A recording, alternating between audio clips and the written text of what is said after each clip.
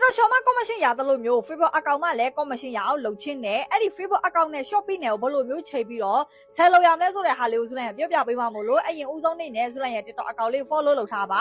ဒီဗီဒီယိုလေးကိုလည်းအသေးလေးပေး comment လေးရေးပြီးတော့ share သွားစိတ်သွား report လုပ်ပါအောင်နော်အရင်ဆုံးရိုးရိုး Facebook account ဖြစ်လို့မရဘူးเนาะသူကပိတ်ပုံစံဖြစ်မှာဒီလိုဟာတွေကပေါ်တာမို့လို့ဒီအောင်မှဆွဲတင်လိုက်လို့ရှိရင်ဒီလိုမျိုးအင်ကြီးပုံစံလေးနဲ့အဲ့ဒီဟာလေးပေါ်တဲ့အခါဆိုလို့ရှိရင်ဆိုရင်သူကအဲ့ဒါလေးကိုအရင်ဆုံးနှိပ်ပေးလိုက်နေလေပြီးဆိုလို့ရှိရင်သူကအထက်မှာဒီလိုပုံစံလေးပေါ်တဲ့အခါဆိုလို့ရှိရင်ဒီအောင်မှ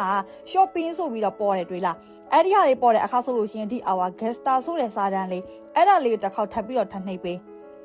အထက်ရောက်လာတဲ့အခါဆိုလို့ရှိရင်ဒီမှာအော်အပြတန်းလေးကိုထပ်ပြီးတော့နောက်တစ်ခေါက်ထပ်နှိပ်ပေးပြီးဆိုလို့ရှိရင်သူက Facebook account နဲ့ကို account ချိန်မလားဆိုပြီးတော့ဒီစာတွေပေါ်တယ်အခါဆိုလို့ရှိရင်လည်းဒီအပြလေးကိုပဲတစ်ခေါက်ထပ်နှိပ်ပေးပြီးလို့ရှိရင်သူကတစ်ခါတည်းပြီးတော့ Shopee app အရင် download ဆွဲရမယ်နော်တခါတည်းပြီးတော့သွားချိန်တဲ့အခါဆိုလို့ရှိရင်လည်းဒီ Shopee account ထဲမှာဆိုလို့ရှိရင် Facebook နဲ့ချိန်မလားဆိုပြီးတော့လာမေးတဲ့အခါဆိုလို့ရှိရင်ဒီအပေါ်ကလိမ္မော်ရောင်လေးအဲ့ဒါလေးကိုတစ်ခေါက်ထပ်နှိပ်ပေးနော်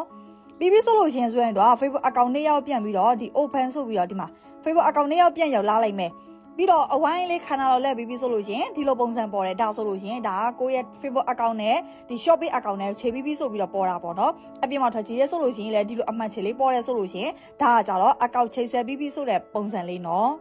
အခုစုလိုက်ပြထားတဲ့ဟာကကြတော့ဒီ Facebook account နဲ့ Shopee နဲ့ကိုချိန်ပြီးတော့ commission ပုံစံချိန်လို့ရတယ်ဆိုတဲ့ဟာကိုချိန်နည်းလေးလာပြီးတော့ပြပေးတဲ့ပုံစံပေါ့နော်တခြားဟာတွေထပ်ပြီးတော့သိချင်းနဲ့ဆိုလို့ရှိရင်လည်းဇွန် comment အောင်မှာထပ်ပြီးတော့မှတ်ခတ်လို့ရတာမို့လို့လောလောဆယ်ကကြတော့ဒီဗီဒီယိုလေးကိုလည်းတခြားသူစီကို share ပေးဖို့မမေ့နဲ့နော်